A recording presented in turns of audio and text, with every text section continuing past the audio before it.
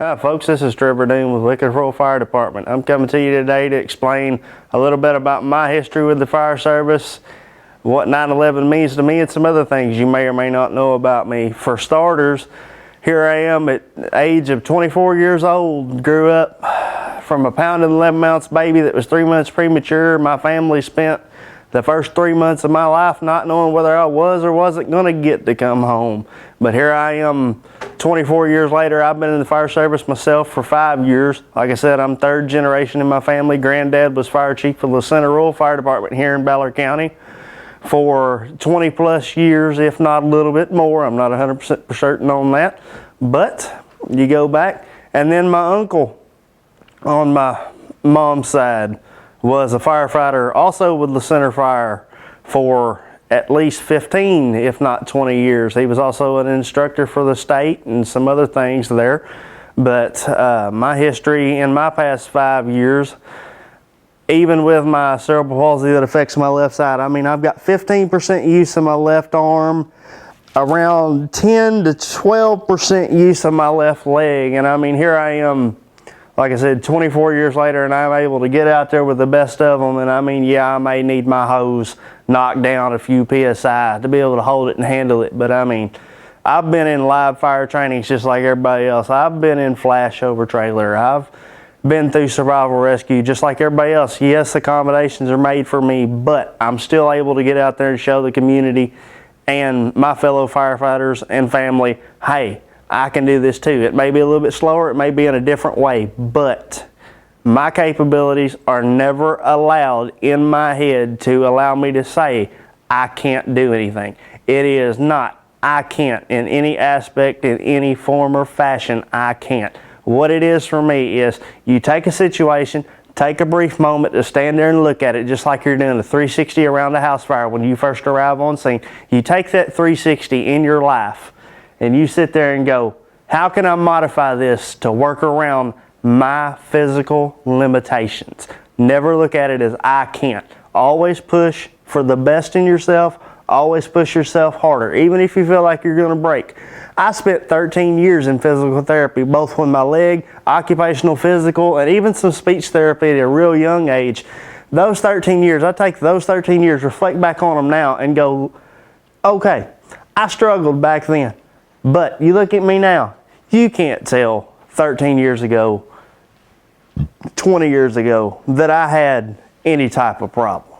I mean, a little bit of a limp from day to day is all you can tell as I walk. Most of the time, like today, it's the difference in my shoes from one shoe to the other can affect it. Same with fire boots. You put me in a pair of fire boots and bunker pants, you can't tell I'm different from any ordinary person out on the fire scene whatsoever, other than I move a little bit slower than everybody else and I have to pace myself just for my safety and well-being. I mean, other than that, most of the time you'll find me either driving the engine or up on the pump panel away from anything that is strategically, physically demanding because of my physical limitations not allowing me to keep up in a absolute 100% danger zone. I'm not 100% adaptive per event to those type situations because of my physical limitations. Say you've got somebody trapped in a house. I allow the guys that are fully able to do what they need to do to be able to go in there and get them out. I've got their back working pump panel. I've got all their water. I've got control over everything that has to do with them other than physically putting them through the door. How do you feel about this museum honoring people like you two? You're not a veteran, but you're a patriot, and you do what you can for your country. How do you feel about this museum being here for you? This museum here that we're standing in today, in my regards, in my reflects, is one of the most admirable and memorable places that you'll visit in Western Kentucky alone. I have been to numerous places similar to this, but the way that Sandy and all of us capture each minute and each moment of things that have happened within the Marine Corps, the Army, the Navy, even you go to the extent of the Coast Guard per se, and then you look back on our side of things, going out, the hurricane a week ago, all the deployment of all of our nation's armed forces, some of my crew that are on paid departments around my region were sent off to do things, swiftwater rescue, just emergent evacuations, numerous types of events and things that we all participate in. We congregate as a family, even in a situation such as this museum. Every piece, every picture, everything in here not only is, I served my country, but within that terminology, I served my country, I also served my hometown. I served my family. I served them till death or beyond. How old were you when 9/11 happened? As far as the age, back when 9/11, 2001, I would have been, let's see, I was born in 95, so I would have been around 6 to 7 years old at the time. I remember watching the televised events of 9/11 as they were occurring via the old square box TV in my social studies classroom in elementary school out here at Ballard County Elementary School. How do you feel now when 9/11 rolls around every year? And we try to honor you even though you weren't in New York when it happened. How do you feel about the firemen all over the country in 9/11? You look back at 9/11, it's 18 years later today. You look back at 9/11 today. The younger generation doesn't understand it. The ones that were there, the ones that experienced it, the fire service after these events, you look back at it now, just like I've explained, I've told numerous people as well today, but you look back at one thing. 18 years later, and you've got New York firefighters that died that day. 18 years later, they've got family that went in to serve after them. They've got aunts and uncles that were just around them directly after, if they were the ones that survived. Yes, they may have lost a limb. Yes, they may have debilitating cancer or something.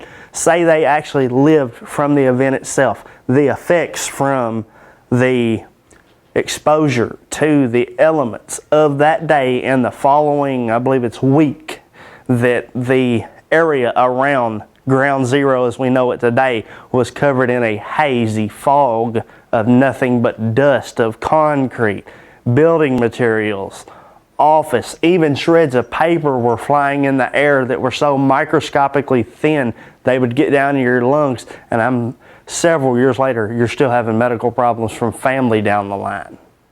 I'm glad you served. I wouldn't have it any other way. Like I said, I'm third generation. I grew up around it all my life. The first time I ever stepped in a fire truck was the Center Rural Fire Department had their cookout one year, and I was 4 or 5 years old at the time. Stepped up in it, and my Uncle Mike put me up in the seat, and he reached down and turned the master power switch on, and he said, "You can play with any button in here you want to." It's the old white GMC that's sitting over at Wesley Cox's house now, up for sale.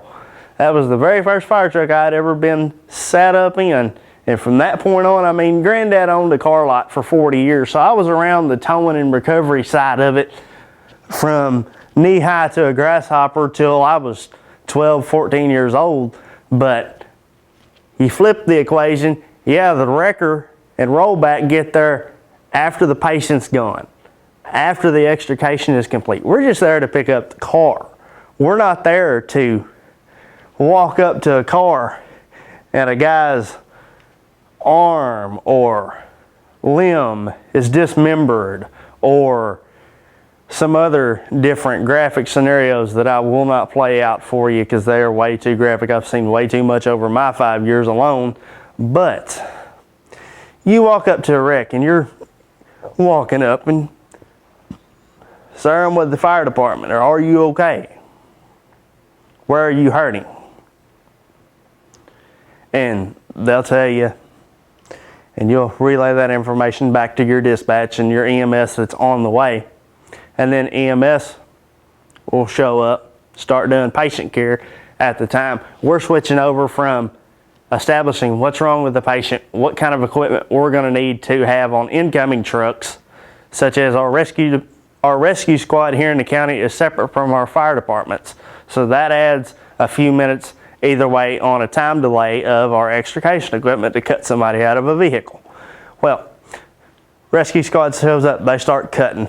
We're responsible then for manning a hose line just in case of sparks, fire, or anything of that nature.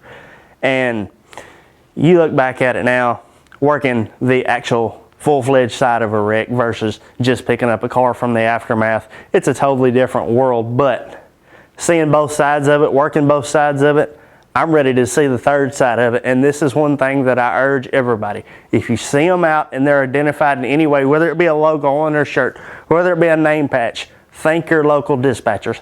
They are the ones that initially take your 911 call, relay that information via these radios, just like this right here, clipped to my shoulder here.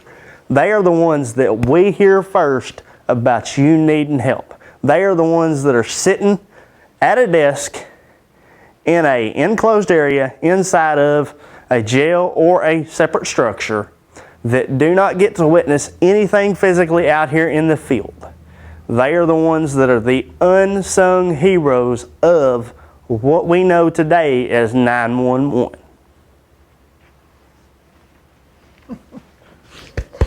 If there's an emergency, if I ever have a fire or a medical problem, and I see this face show up, I'm going to feel better about it. I'm going to feel that everything's okay if this guy shows up. Absolutely.